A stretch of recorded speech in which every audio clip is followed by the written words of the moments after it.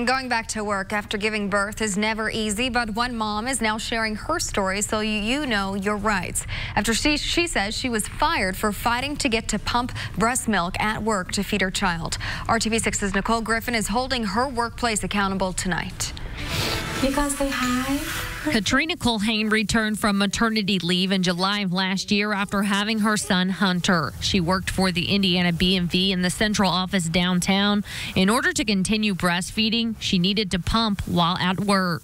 So I thought, being the state, they'll just have a plan for me. She says her options on a location to pump were extremely limited. One choice, go up several floors to another department where a room was often being used by another mother. Her second choice was to reserve a conference room. They kept promising that they were going to have a room, and they never had a room. And it wasn't okay that I had to constantly pump in the bathroom. She says she often felt frustration from her bosses when needing to adjust her scheduled breaks to make her reservation in the conference room. I worked really hard for them, really, really hard, and they treated me like dirt, and they made me feel like crap. I kept begging, can I have more time to do accounts because I just want to go pump.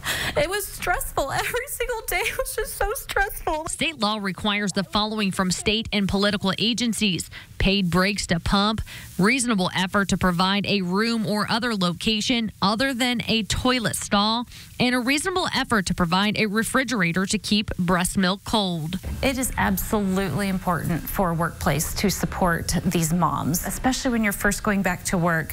A baby would nurse, in those first few months, every couple to few hours. We reached out to the Indiana BMV to get a response to this situation, and a spokesperson tells us Katrina Culhane was fired for violating the state's workplace harassment prevention policy. They also tell us there are plans in place to add a private room for mothers to breastfeed on the 4th floor of this building where the BMV is located. I just want to pump for my son. I want it to be known that no one deserves to be treated like that in the workplace. No one.